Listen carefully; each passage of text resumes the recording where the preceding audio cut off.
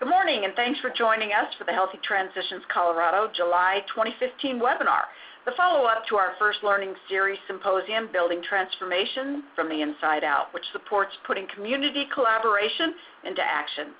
I'm Diane Rossi McKay with the Colorado Hospital Association, and we're real glad to have you with us today in our continuation of the series.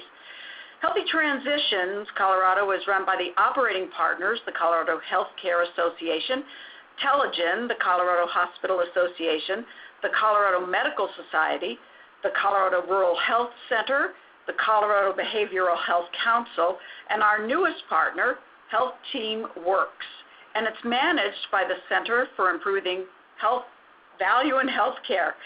Health Transitions Colorado is a collaborative effort focused on aligning and accelerating existing efforts to improve transitions of care for Coloradoans.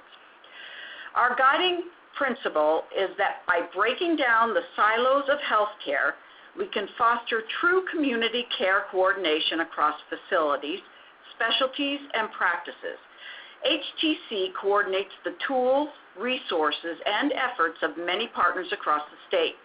We want to keep Coloradoans healthy so that they can enjoy more of what our beautiful state has to offer. Now, if you haven't already done so, we'd like to invite you to become one of our community partners and take the pledge to improve patient care transitions. To take that pledge and learn more about HTC, visit our website at www.healthytransitionscolorado.org. So we have just a few things before we get started, and probably most of you already know these things, but we'd like to remind you of them once again. The phone lines have already been muted, and they'll remain so throughout the webinar. We'll be using the chat feature available that's in your lower left-hand corner of the screen to field questions and allow you to make comments on the discussion. Questions will be posed by Carol Butler, who's our presenter, and they'll be answered during the Q&A, although go ahead and chat those in during the presentation, and we may open those up as Carol moves through the presentation. The webinar is being recorded, and it's going to be posted at HTC website, so you can go ahead and access that information again anytime without cost. So I'd like to quickly mention our upcoming Learning Series Symposium. If you didn't make our first one, you want to make sure that you go ahead and come to this next one. It's Nurturing Community Collaboration, and that's on October 16th, where the focus is going to be on enhancing the network of care via communication between community partners throughout the continuum of care. Registration is already open, so you want to hit on that website at www.healthytransitionscolorado.org and go ahead and sign up for that. Promises to be a real good symposium. I'd like to go ahead and introduce Carol Butler. It's Carol Butler, and she is a registered nurse, a healthcare administrator with over 25 years of experience in patient care, staff management, quality and risk management, education, and administration. She's a leader with a real strong track record in successful execution of complex projects, leadership development, quality improvement techniques, implementation strategy, operational planning for new construction, clinical informatics, case management, and regulatory compliance. For the past 10 years, Carol has been overseeing operations in acute care facilities. Carol is currently working independently with a variety of healthcare organizations. Currently, she's in Alaska to provide leadership training and operational improvement strategies.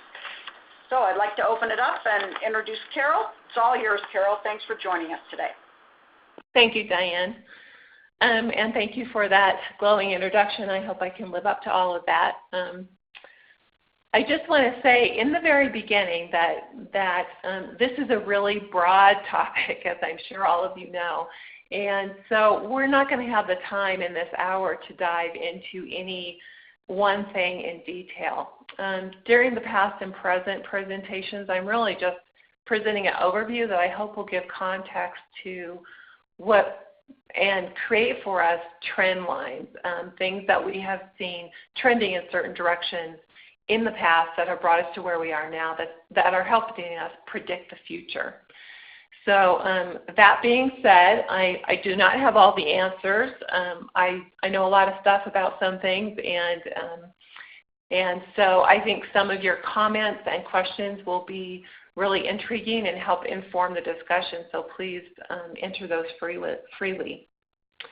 So first of all, I saw a presentation many years ago that had this as a caption for the very first slide, and I love it, and I've used it many times since then.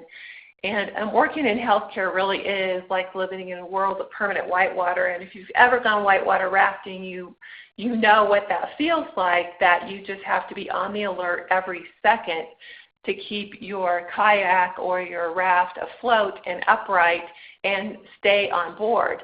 And that really is a lot of what healthcare has felt like to me in my experience. I've actually been in healthcare for about 30 years, and in that 30 years I can tell you that change has been the one thing that has been completely consistent, and I think it's the one thing that we can count on being consistent as we move into the future.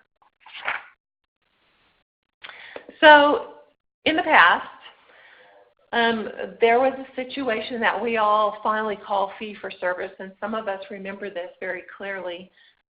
Physicians made decisions about care, and pretty much that was it. Physicians made decisions about care. They ordered hospital admissions. They ordered length of stay, as in patients to continue to stay in the hospital or to be discharged.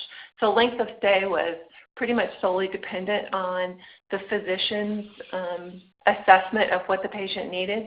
And sometimes that length of stay was influenced by the patient's or family members' desires. I remember, as some of you probably do, this is down in my next bullet point, but social admits. So a person who required a significant amount of care at home and the family needed a break, the physician would admit them to the hospital for a few days. And while that was very nice, there really was no medical need. And so there were these things that occurred that equated very expensive acute inpatient days that really didn't have a lot to do with the actual medical need of the patient. Discharge destinations and continued care, whether the patient was discharged to a skilled nursing facility, a long-term care facility, a rehabilitation facility, whether they might have gotten additional assistance, home care, therapies in their home, were again dependent on the physicians ordering them. Hospitals really reacted very much to what physicians ordered, and hospitals really spent a large amount of energy and time and money trying to attract physicians to their facilities so the physicians would bring their patients to their facilities.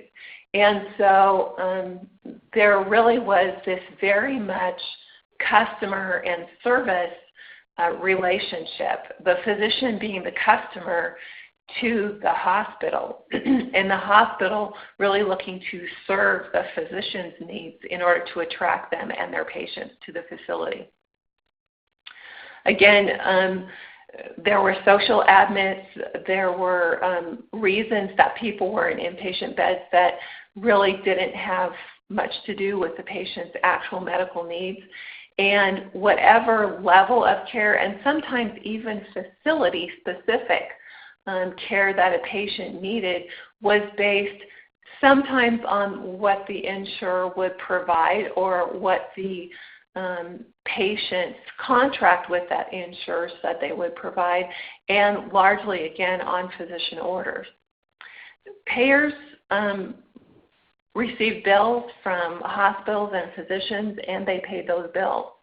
And it was, I was a brand new nurse when capitated contracts first started coming around, and it was quite a shock to everyone that we were talking about money, because we really hadn't talked about money. We had talked about the care the patient needed, and the payers paid for it if the physician ordered it.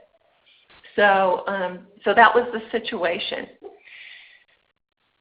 And then there were things that started happening. Costs started going up at a pretty alarming rate. There were a lot of technical advances in healthcare. a lot of drug companies and other manufacturers of healthcare items that were doing a lot of research that was very expensive. Costs started escalating. And to be really honest, there were abuses in some cases. There were physicians and other people who began getting financial interests in facilities and drug companies and manufacturing companies, in surgery centers and radiology centers, and the data showed clearly that if there was a financial interest in those things, the use of those things increased, and sometimes inappropriately so. So I'm not making a blanket statement that everyone was abusing the system, but there was enough abuse that it became evident that there had to be some controls. And so that brings us to our next slide, which talks about the transition that occurred. And these did occur largely in the past and brought us to where we are today. I remember clearly when I was in nursing school that we began learning about this new thing called DRGs, and the diagnosis-related groups were an attempt on the part of CMS to control costs, or to say, you know, the average pneumonia patient will stay in the hospital this number of days, they will need these services, the cost should be this, therefore that is what we will pay you. Of course, it started with CMS. All other private insurance payers were not on board with that yet, although many of them caught on. That didn't take them too long. But it was a brand new thing. It was a brand new way of thinking. And it took healthcare facilities a while to figure out how to react to that. In the beginning, there really was the absence of thought that the physicians needed to be partners in this. And that, frankly, caused a significant amount of conflict. And I remember hearing about the conflict from management and from the physician side, and this complete change in the culture and the way that we were talking about how care should be provided. Suddenly, hospitals were resistant to just providing whatever physicians ordered, because if what was being ordered wasn't covered under the DRG, then the potential was there for the cost of providing the care to exceed the amount that the hospital would be reimbursed, and therefore the hospital will actually be losing money to provide care to that patient.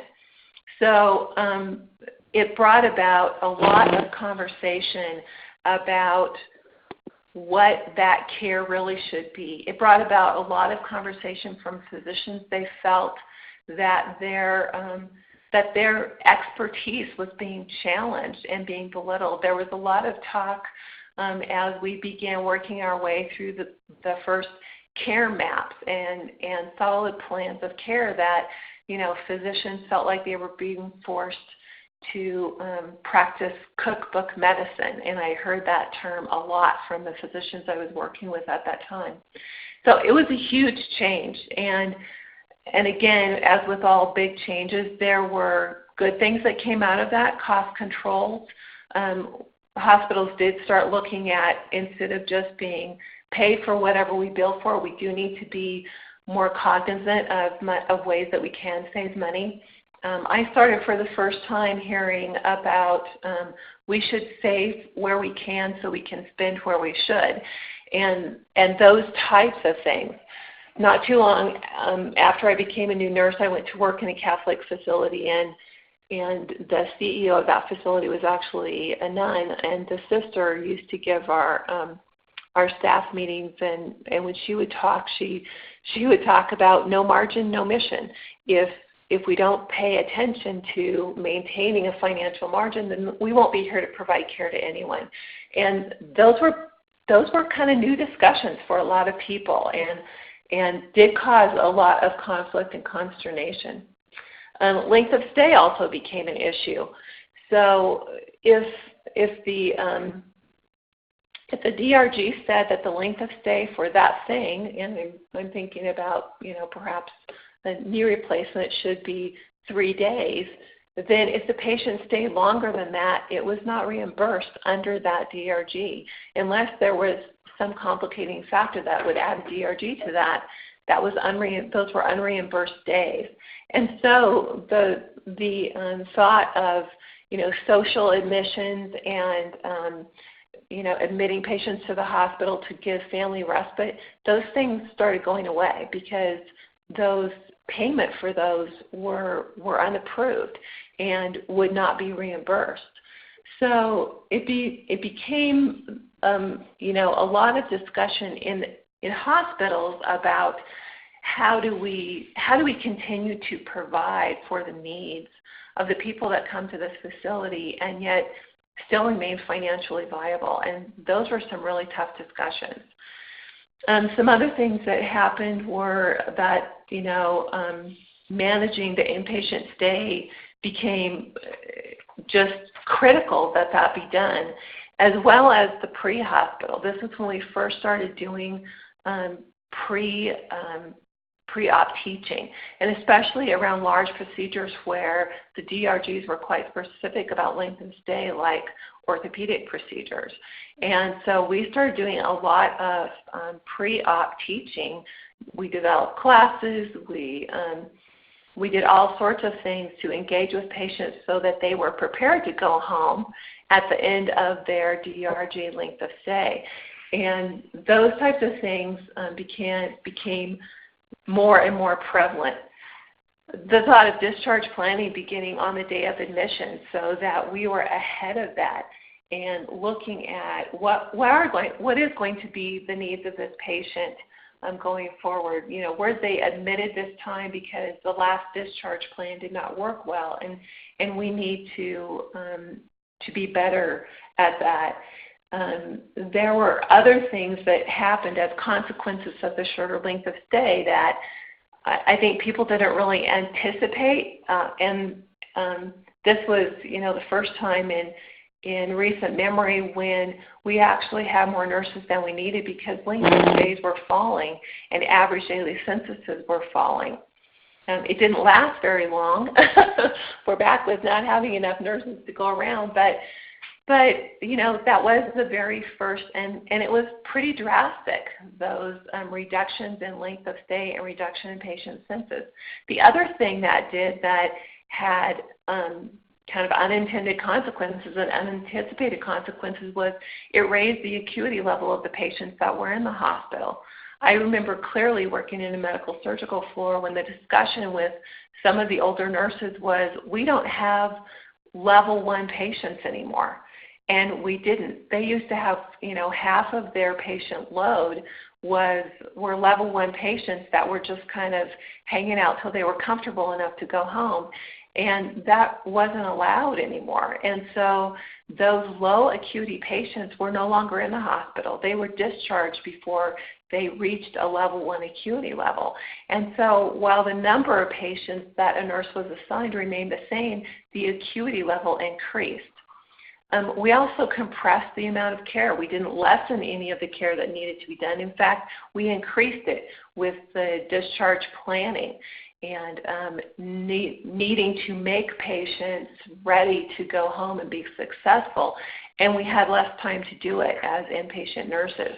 So we put more things in less amount of time. So not only were the patients sicker, and I heard this a lot from nurses who had been in nursing for 20 years, the patients are a lot sicker. They were sicker because low acuity patients were no longer in the hospital, but we had more things to do and less time to do it in. So it was really kind of a perfect storm in nursing when while hospitals are looking at how to save money, nursing leaders were saying, we need our nurses to have fewer patients because the patients they have are higher acuity and they have more things to do with them in the amount of time they have to do it. In addition, this also caused a conflict between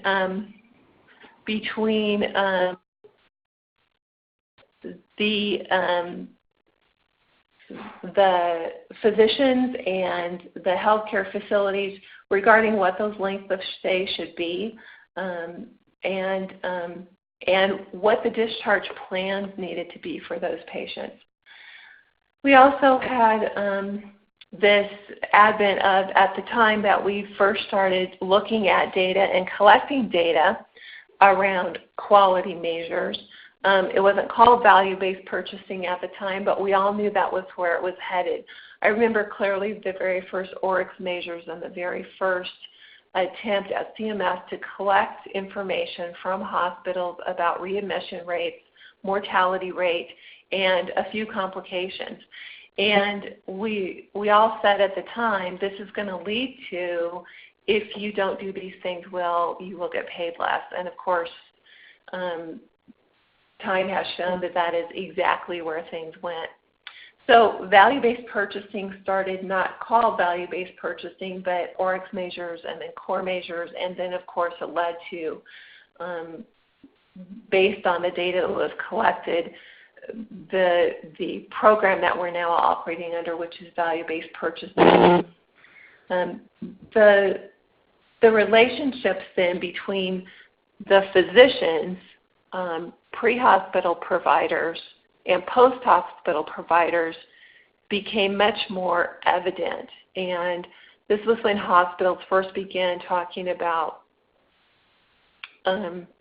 do we need physicians who specialize in hospital care so that they're not just coming over before their office or after their office to see their patients in the hospital, but we actually have physicians who specialize in and concentrate on managing the episode of the hospital care much better.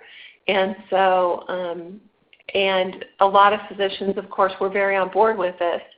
At this point in time, they weren't making most of their money by seeing patients in the hospital. They were making most of their money by seeing patients in their offices, and coming to the hospital was actually taking time away from where they really wanted to be, which was managing their patients in their offices. So again, this sort of pushed the relationship between facilities and physicians to a different place, but also the plus side of this was that it brought everyone to the realization that healthcare facilities and physicians needed to have a partnership and not an antagonistic relationship, but truly be partners in how do we all do this the best we can and interact in the best way possible so that we all win, including the patient. So that pushed us in that direction. And then, of course, there were all the other things that have followed since then that we all know, that we are all operating under, that and that is, you know, the push towards ACOs, really those early partnerships between healthcare facilities and physicians to figure out how to survive in the DRG world to the best degree possible, were the beginning of looking at how can this happen in a way that coordinates care across the continuum. CMS and Joint Commission began mandating in their regulations that healthcare facilities not just look at what happened within the walls of their facilities, but also what happened to the patient outside the walls of their facilities, and that they had a responsibility to coordinate that care well. We started hearing about the continuum of care very much during our surveys, and then that brought about the discussion of, and what does that mean and how do we do that? So without belaboring any of these ACOs, systems of care, preferred providers, etc., you all know what this is. I'm going to move on because we're going to run out of time, and I don't want to do that. So the present, this is the land that we're all living in. Hospitals, physicians, practices, outpatient services, non-acute facilities. Everybody's joining some sort of a system. There are fewer and fewer truly independent hospitals every single day, and the ones who are still independent are usually in geographically isolated areas. Perhaps they're in a place where they have the ability to develop a broad range of services. I think of a facility I worked in years ago who is geographically isolated, and yet the population of that area is such that it warrants them developing a lot of services that facilities their size would not have. And so they're in a rather unique position. They have maintained their independence. Those are increasingly unique situations, and increasingly healthcare facilities of any kind, as well as providers, are having difficulty maintaining their independence and not joining a system of care. So this, of course, always creates financial incentive then for those systems to maintain some sort of control over the entire system in terms of the cost of care. And so this does sort of self-perpetuate in that if there is a system, it is within their best interest to keep a patient within their system. And so it might be at a disadvantage for other facilities in that area not to join the system, as in they wouldn't be able to attract the numbers of patients to maintain their financial viability. So those not joining, again, are really being challenged in how they maintain their independence. Physician orders more and more are, in order to be reimbursed, there needs to be proven medical need and proven medical criteria. These are being defined by CMS and being redefined by CMS on a pretty constant basis. CMS has also made some pretty strong stands about complications and readmissions not being reimbursed for. So this does push hospitals. There's really, this need now for healthcare facilities to be sure that they are managing not just the care that occurs within their walls, but a real discharge plan for those patients so that they can be successful and not be readmitted within 30 days. It's also forcing healthcare facilities to look more and more at the quality of care that they're providing. So, catheter-associated UTIs, surgical site infections, hospital-acquired pneumonias, or falls with injuries. These are all things that increasingly you will not be paid for in some form or another. And so it's interesting that, and I'll get to this when we get to the future slide, but CMS has made some pretty strong statements about pushing for larger and larger percentages of Medicare reimbursement to be based on quality performance. And they have a plan for increasing that into the future. One of the things that has come up is the 2-midnight rule. And this 2-midnight rule is very, very interesting. It's not terribly complex. It's just really, really different than what anyone has looked at before. So the 2-midnight rule truly is 2 midnights. The patient, to be considered appropriate for inpatient stay, needs to be in the facility 2 midnights with medically justified need. And then there are some things. So if the patient, for instance, is in the emergency department receiving care at 11 p.m., that is considered to be part of the episode of care, and so that first midnight would be considered the first midnight in the 2-midnight rule. They also accept that there are some exceptions. So perhaps the patient was admitted in such condition that the physician was quite confident that they would be in the hospital at least 2 midnights, so they admitted them with an inpatient order. And then through further discussion, the plan for the patient is to send them home with hospice. So that would be an exception to the 2-midnight rule. They also allow for if the patient is initially admitted in observation status, as long as the order is written to change to inpatient status based on accepted criteria, then that first obs midnight would still count as 2 midnights. So there are some exceptions to that 2-midnight rule, and there are some changes to that rule coming that we'll get into in the future slide. So bottom line, what has been constant with with healthcare over the last 30 years, and so the trend line that we can see is that there will continue to be change, and that change is something that we're going to continue to need to be adjusting to. So if you think that you're going to hit smooth water, I'm sorry to say that nobody's really predicting that, so I wouldn't count on it. What I think we are all counting on, I hope you can see sort of over to the left middle of this slide, the rainbow out there, is that there really is a rainbow out there somewhere, and at some point we're going to figure out some key things and be able to coordinate things in a better way. So let's talk about the future. And again, I don't know everything. However, in my dealings with a lot of healthcare organizations and needing to stay on top of what's going on, I've gotten very adept at looking on the internet, and I've gotten very adept at figuring out who I should be looking for in terms of people saying things about healthcare and where things are going. So let's look at that. So the 2 midnight rule is changing, and it is the proposal is there and has been scheduled to go in effect shortly. You know, maybe it will make it. Things do get delayed sometimes.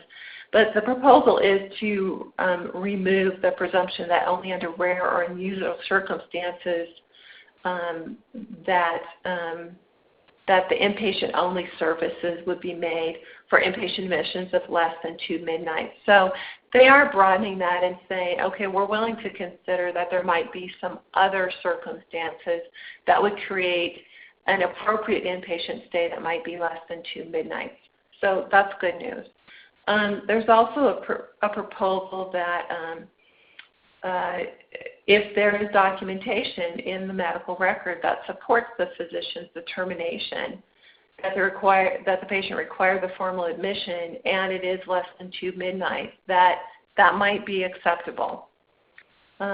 Also, they're changing who does the audit, so moving from the MAC and the RAC to the QIOs. So it will be a different body that is doing those audits and taking a look at those potential exceptions. Again, everybody's feeling like that's probably going to be an improvement.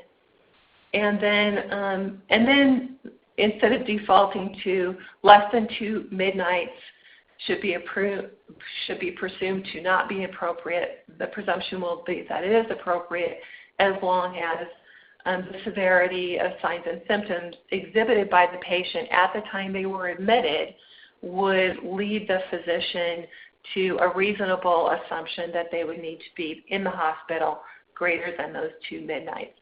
So, you know, there's still some nebulous statements in there, and I think that will continue, and frankly, that's probably a good thing because we all know that a patient is not a patient is not a patient, and those exceptions do occur and need to be accommodated.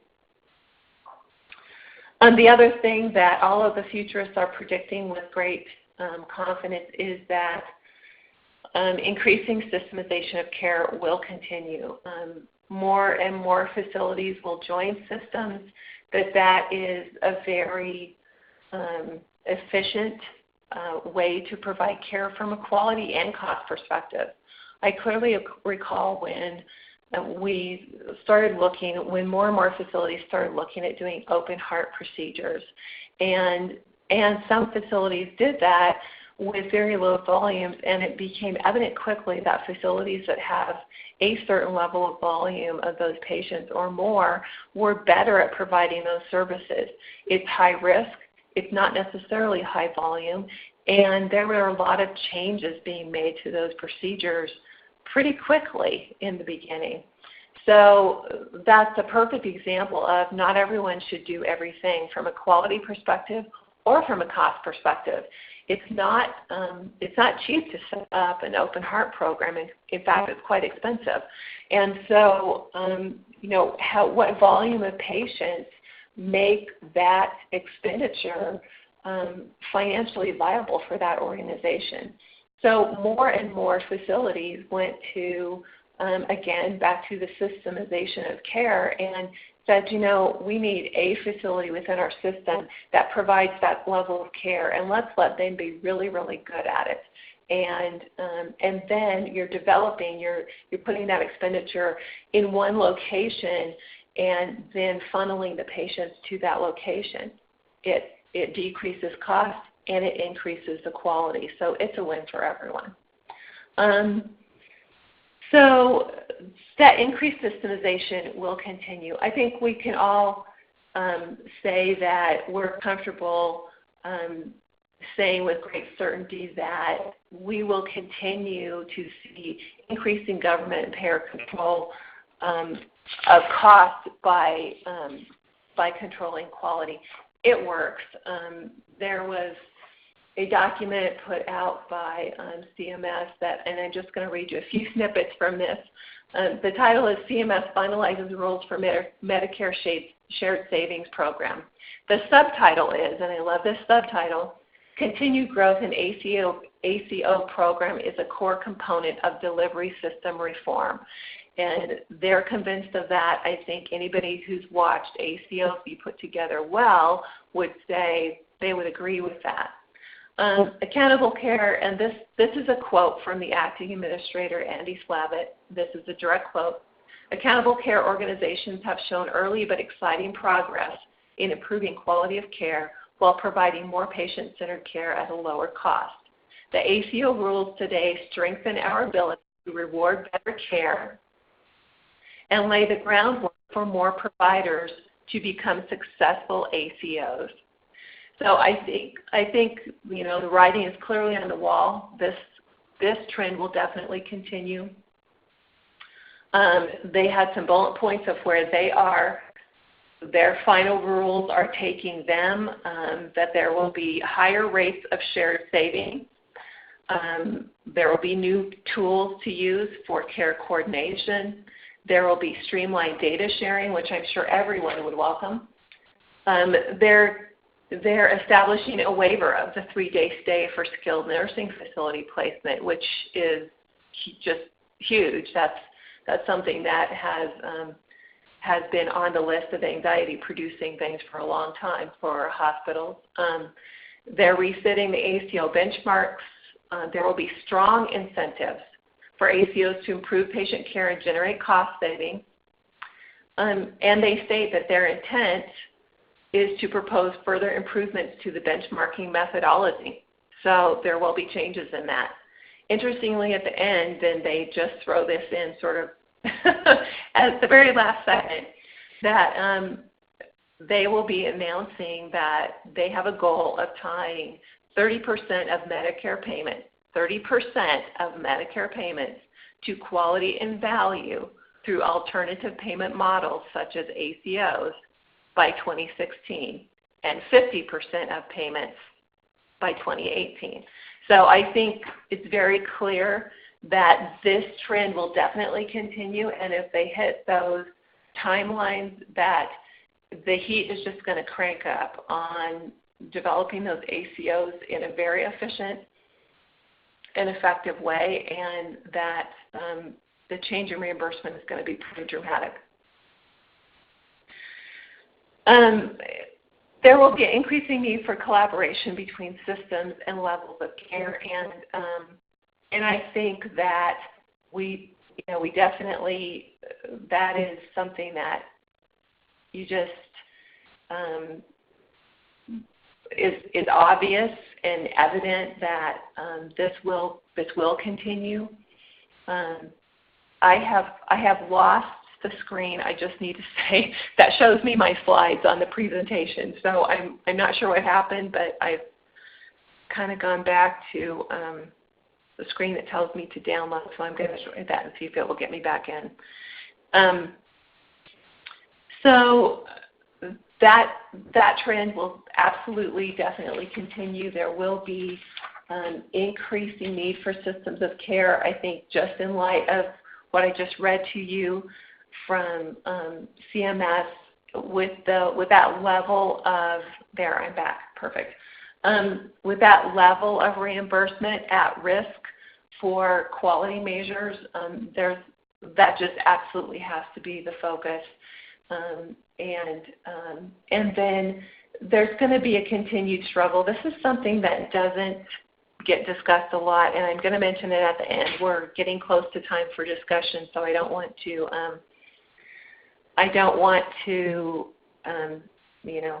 cut that part short at all. But my last point is one that really nobody wants to talk about, and that is the continued struggle to balance individual choice with responsibility for the cost of that choice. This leads everybody's mind to socialized medicine. There are two large entities, Great Britain and Canada, who have made attempts at this throughout the years, and we've all kind of sat back and watched. Sometimes those attempts have been effective, sometimes they haven't. Living in California for years, we did not see an unusual number of Canadians coming through some of our facilities, as well as at one point in time I was very successful in recruiting Canadian nurses to my facility because they were unable to find full-time jobs in Canada. So there are pluses and minuses to everything. We all know that we struggle with certain things. There are patients who are consistently readmitted for the same issues because their care is not managed well on the outpatient side. And even though they may have the resources, the knowledge, we just keep continuing to provide resources and re-educate, and yet still non-compliance occurs, and so readmissions occur. The lack of health care, of care for behavioral health, and I don't mean that in any way to indicate that the current behavioral health facilities aren't doing a good job with their patients, but there's not enough of them. We all know that we have patients in acute medical facilities waiting for placement in acute psychiatric facilities and behavioral health facilities because there's just not enough resources to go around. That does not equate the best level or quality of care for those patients, and it takes resources away from the medically acute patients in that facility. So it is a difficult topic. It is just fraught with ethical considerations, and it's a political nightmare. For someone who is depending on being reelected into office to really tackle this part of this issue in a strong way. So, just as a last bullet point and a last thought, that we all know that we continue to struggle with that as hospitals and other healthcare facilities are being held accountable for quality, for readmissions, for putting together solid plans to move patients to the next level of care. We all know that some of our biggest struggles and some of our biggest costs comes about because of noncompliance on the part of the patients or lack of resources to provide specific needs for specific patient populations. So I'm going to stop now because we only have about 15 minutes for questions. So I will stop talking and let someone else take over. I think we have a moderator that will be moderating discussions. Is that correct? Yeah.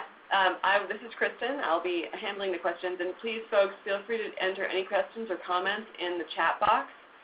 Thank you for the presentation, Carol. And to everyone that was asking, we will be sending out the link to the CMS article that Carol mentioned, or we will be including it with the posting on the HTC website in the future. So we have a comment from Pamela Russell, or questions and comments. What are your thoughts on the recent Medicare cuts to home health agencies? My fear is that the impact could reduce services and slow discharges from hospitals to home. This has long been one of the frustrations on the hospital side, is that there seems to be no congruence to how these changes are made. And you're absolutely right. In a time when increasingly the next level of care is not another inpatient facility but outpatient, and we're depending more and more on patients being sent home with good, solid services to assist them in that transition and then prevent a readmission, cuts to home health just don't make any sense. That should be a place where we should be increasing resources because we're depending on those resources increasingly. So it is baffling and concerning. And again, I think hospitals have seen more and more cuts to reimbursement on the hospital side, and what that has driven hospitals to is looking at some very creative ways in decreasing costs. I have no proof, and so don't quote me on this, but when I look at these types of things that seem to make no sense, I have to go back and say, so what would be the ulterior motive? What are we trying? What is someone trying to accomplish in doing this? And I think my personal opinion is that those types of things appear to me to be strategy to push more and more of the ACOs to maximize the use of telemedicine and remote monitoring. Great, thanks. We have another question here.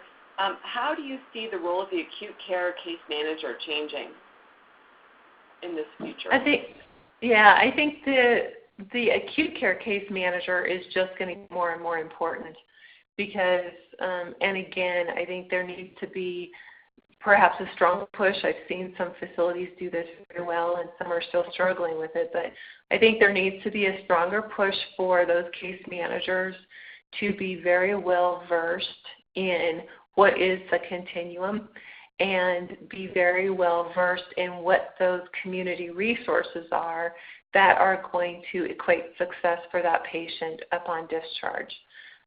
I think it also pushes the model that I think most facilities have gone to, which is really combining up. You can't really separate the knowledge of the case manager, the utilization review person, and the discharge planner anymore.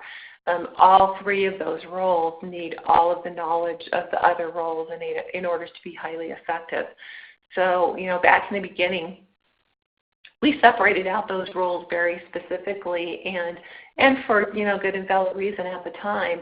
And as time has gone on and more we're depending on the case managers to understand the mandates of the payers and understand what resources are available in the community for success for that patient.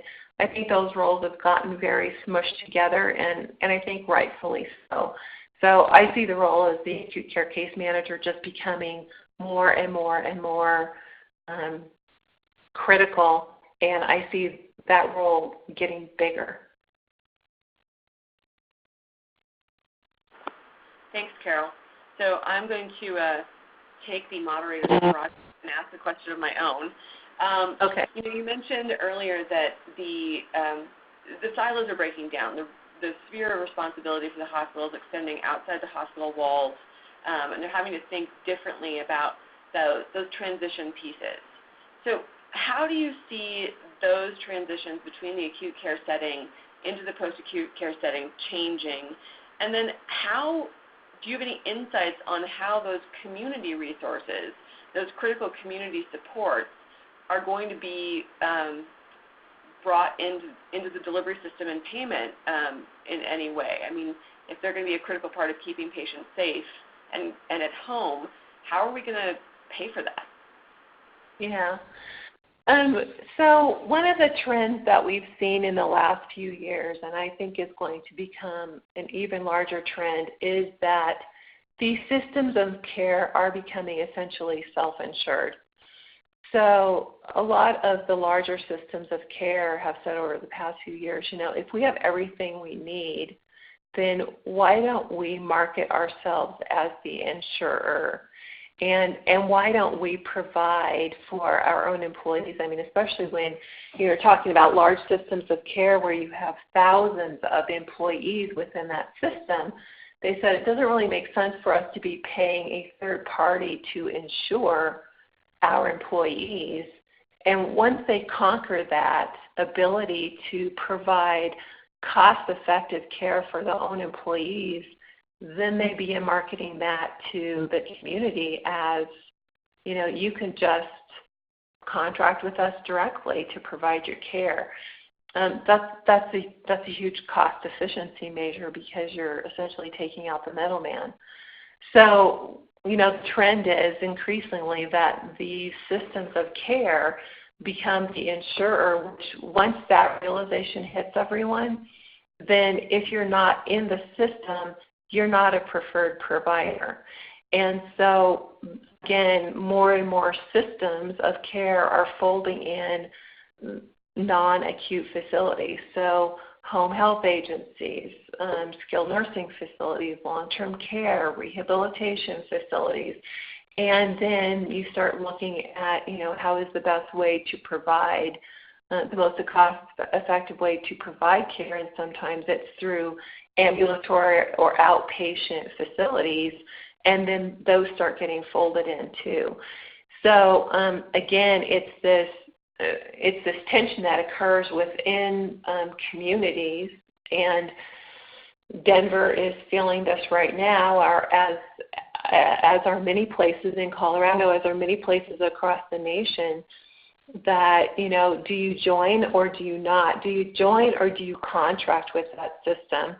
And so that's the, choices are being made. Sometimes those choices are good ones. They prove effective and the relationship is solid and it continues, and sometimes they're not, and things have to change. So this is going to increase. Clearly CMS has driven a stake in the ground with their statement. They believe in ACOs. They're going to continue to do everything they can to incentivize that, and ACOs have to encompass the entire continuum of care, not just the acute phase. Great, thank you. We have another comment, I'd like to get your thoughts on it, from Jolene Singer. So Jolene mentions the importance of the primary care physician for every client, and how better communication and coordination between hospitals, specialists, and the primary care provider is essential to reduce costs across the continuum. Do you have any thoughts on that? Absolutely. In fact, some of the work I've done in the past few years has been with organizations that are struggling with that very question. And, how do you develop an organization of physicians within a system of care? And primary care providers are essential to that, as is, I might say, true partnership with every physician that's within that system. So, primary care providers are in the unique position of being able to assist with many of these things we've just talked about that are going to be paid or not paid for, such as readmission. And so that component of primary care physicians, they're the first line of defense. They're the person who first identifies that maybe the discharge plan isn't working well and there needs to be adjustments. They're the first people who might identify that the patient has need of other services, even if this is a patient who hasn't encountered services within the system before. They're the people who make most of the referrals to specialty physicians. And so, having that strong presence and strong partnership within a system is absolutely going to be essential.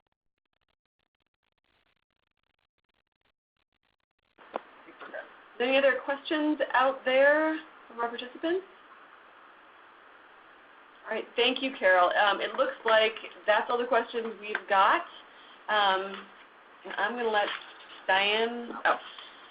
We're wrapping it up, and Carol Butler, you're awesome. We really appreciated you taking time to be with us today. Thank you. Go ahead. No, I just said thank you. Thank you for inviting me. Yeah, you're welcome, and we look forward perhaps to having you speak at one of our upcoming symposias. And so with that, I would just like to remind everybody that we do have an upcoming conference on October 16th. That's 8 to 3:30, and you can sign up for that at what's our website? www.healthytransitionscolorado.org. So go online right now, sign up for that, and the title of that symposia is Nurturing Community Collaboration. So that kind of plays off real nicely from this webinar. Carol, you did a beautiful job kind of tying all those things together. So didn't you do a great job with that, Kristen? I mean, it was great. So Kristen just asked me, did you prep her for that webinar? I said, absolutely not. Well, thanks everybody for joining us today, and we'll look forward to seeing you at our next symposium. Take care. Have a wonderful weekend. Bye-bye.